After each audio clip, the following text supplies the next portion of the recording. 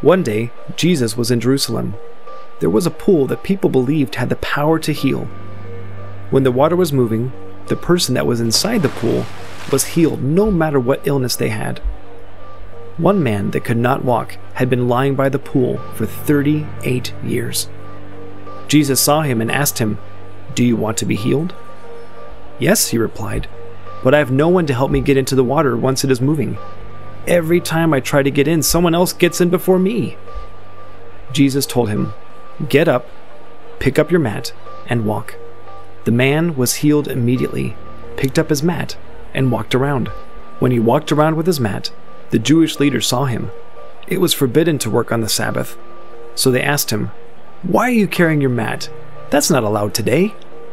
"The man that healed me told me to get up and walk," he replied. "Who healed you?" they asked. But the man could not find Jesus, for he had already left.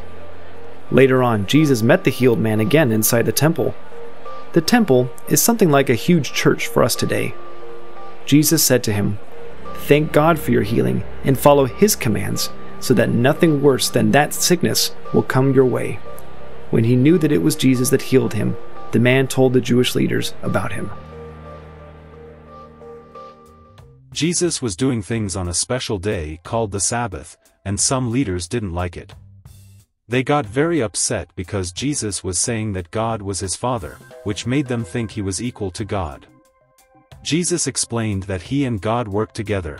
Whatever God does, he also does. He said that God gives life and judges people, and now he has the power to do these things too.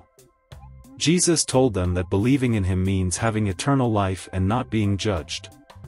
In the future, everyone who has died will hear his voice, and those who did good things will live again, while those who did bad things will be judged. Jesus is saying that his own words alone might not be enough proof of his truth, but others, like John the Baptist, have testified about him, and his own actions and the works he does show that he is sent by God. He says that even though people study the scriptures and think they will give them eternal life, they don't understand that those scriptures talk about him. Jesus knows that people seek praise from each other rather than from God, and because of this, they don't believe in him. He adds that Moses, whom people look up to, is actually the one who will accuse them if they don't believe in Jesus, since Moses wrote about him.